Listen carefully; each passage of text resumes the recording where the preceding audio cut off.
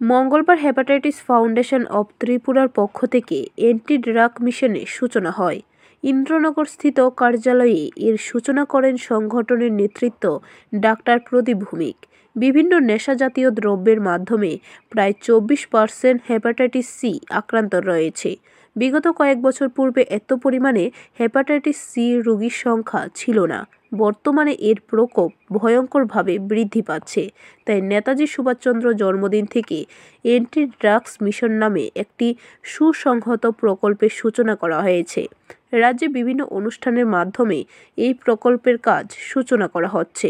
সারা রাজ্যে এই প্রকল্প সঠিকভাবে বাস্তবায়ন করা হবে, অর্থাৎ এই প্রকল্পের মাধ্যমে নাটক এবং প্রচার অভিযানের মধ্য দিয়ে সকলকে সচেতন করে নেশামুক্ত সমাজ করার উদ্যোগ নেওয়া হবে বলে জানান তিনি।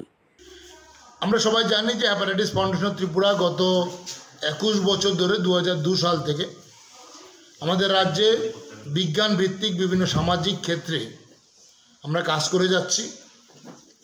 প্রথমে আমরা হেপাটাইটিস বি দিয়ে কাজ শুরু করলেও আস্তে আস্তে আমাদের পরিধি বিস্তৃত হয়।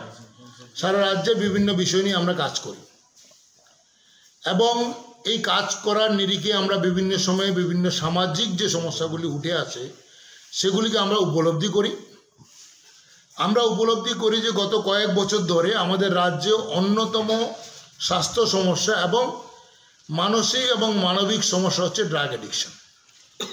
তাই গত কয়েক বছর ধরে hepatitis foundation Tripura anti drug বিভিন্ন প্রোগ্রাম আমরা গ্রহণ করেছি, সেগুলো নিয়ে আমরা কাজও করছি। ব্যুরো রিপোর্ট, খবর ত্রিপুরা।